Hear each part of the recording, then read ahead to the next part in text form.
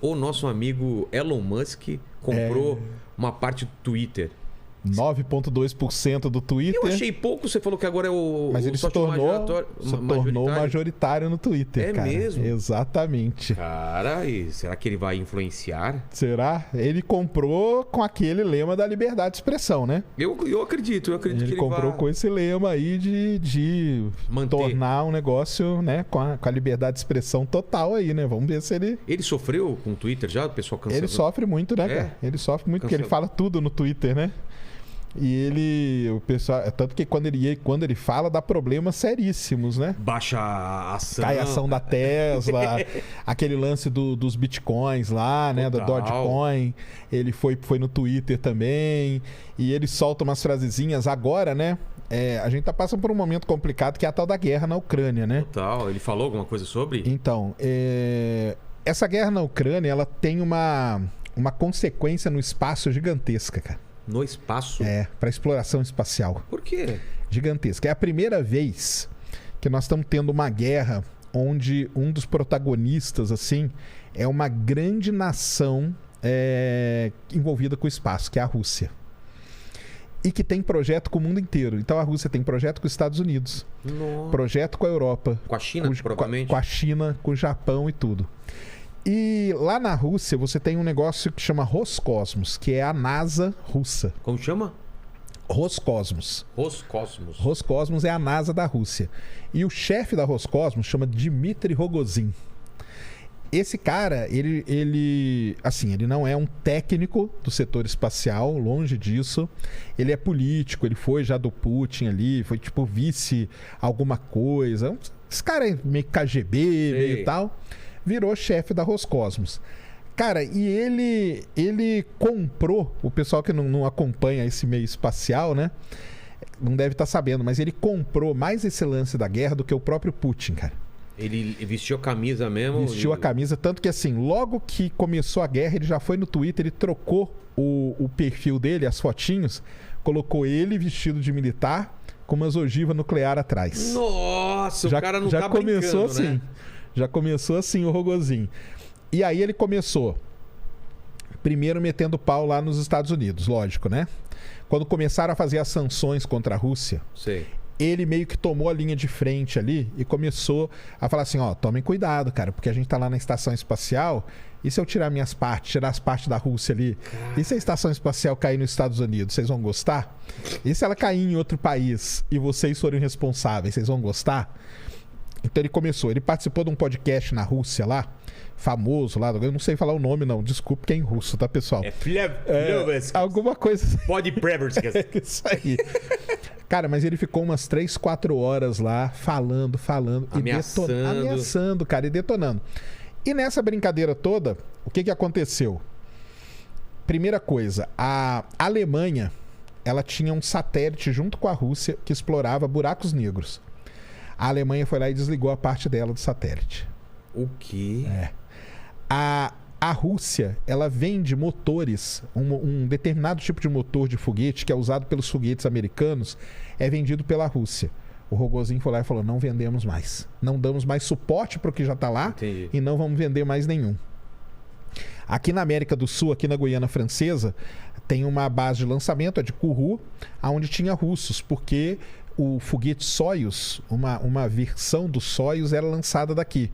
O Rogozin mandou todos os russos voltarem e ir embora para a Rússia, deixou aqui. A empresa OneWeb, não sei se conhece a OneWeb, é uma concorrente da Starlink para fazer essa internet global e tudo, lançando satélites, milhares de satélites. O contrato deles já estava pago para lançar com foguete Soyuz da Rússia. O foguete foi para a plataforma, ficou de pé. Aí o Rogozin falou assim, eu só lanço se... Nessa empresa, o OneWeb, o Reino Unido é um dos acionistas da empresa. Ele falou, eu só lanço se o Reino Unido sair do quadro de acionistas. Cara... Aí o Reino Unido não saiu, ele mandou descer o foguete, falou, não lanço mais satélite para você, mesmo a OneWeb já tendo pago os lançamentos. Treta! Olha a quantidade de treta, vai listando aí. E a pior de toda, talvez a mais triste de todas, ia ter uma missão para Marte agora. Ia ser lançada esse ano, que é a Agência Espacial Europeia, que é a ESA. A ESA ela é composta por 22 países membros ali. E a Roscosmos. Então tem um rover, que é um jipinho robô, né, que explora lá, que foi construído pela Agência Espacial Europeia, chama Rosalind Franklin. Quem ia lançar era um foguete russo, chamado Proton, e a plataforma que ia pousar era a russa também. Nessa confusão toda, a Roscosmos com a ESA brigou, não vai ter mais a missão. E tá tudo pronto. Cara, e ninguém sabe o que vai acontecer com o rover, ninguém sabe o que vai acontecer com nada. Tudo por conta da guerra. E aí, então criou-se todo... Não é só da guerra, é todas as sanções que o Ocidente fez, eles estão... Todas as sanções que o Ocidente fez, a resposta foi essa retaliação geral. É engraçado, porque tudo isso que está contando não vai para a grande mídia, né? Não vai, porque cuida desse setor espacial, fica meio ali, nichado, né? É muito nichado. Cara, mas é muita confusão. E... A grande, vamos dizer assim, coisa que tem é... E a Estação Espacial Internacional? O que acontece lá dentro? Qual que é o acordo deles? Não, o acordo é que lá dentro, né, você tem... Não, eles têm um acordo que é... Na verdade, foi a Roscosmos, a NASA, a ESA, a JAXA, que é japonesa, e a CSA, Canadian Space Agency. Essas 5 agências espaciais é que construíram a estação espacial. Foram essas 5. Mas quem vai mesmo é russo e americano, né? De vez em quando vai um alemão e tal, não sei o quê. Bem, no meio de tudo isso, ia voltar uma nave trazendo um americano, que acabou quebrando até o recorde dos astronautas americanos no espaço, junto com 2 russos. Putz, olha a treta, meu. Chegou num momento que ele falou, o cara não vai vir. Chegou um momento que ele falou isso. Acabou que o cara voltou, foi tudo bem, e foi até meio emocionante lá na hora que eles foram se cumprimentar. Eles falaram, eles estavam lá na estação, né? Eles falaram, lá na Terra, os homens brigam. Aqui nós somos uma tripulação só. Olha que legal. E aí vieram numa boa e tal. Mas aí, qual que é o futuro da estação espacial? A gente não sabe. É carta para um lado, é e-mail para o outro. Por que eu contei toda essa história?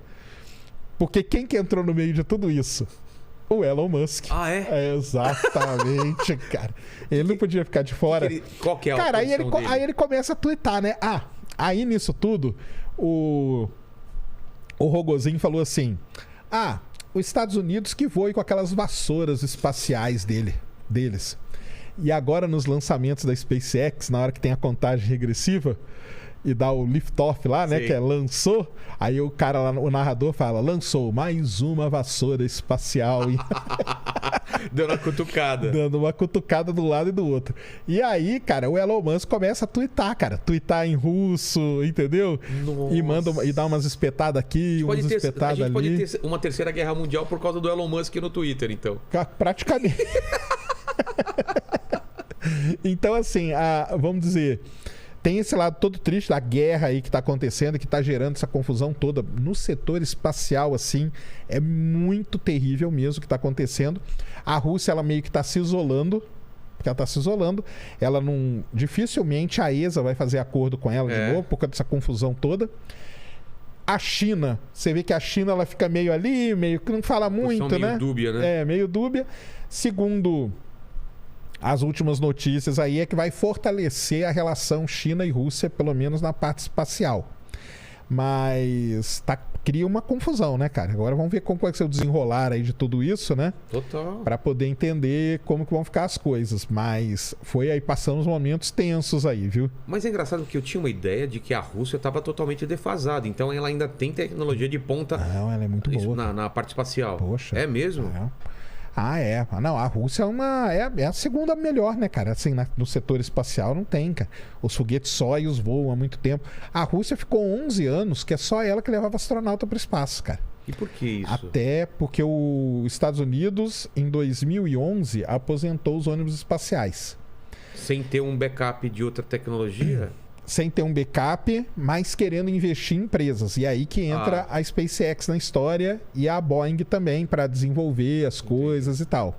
Só que foram 11 anos até a SpaceX lançar o ano passado, né, o foguete com os astronautas de novo. Nesse período, os Estados Unidos lançavam astronauta para o espaço pagando assentos na nave Soyuz da Rússia. Olha só. 80 milhões de dólares por assento.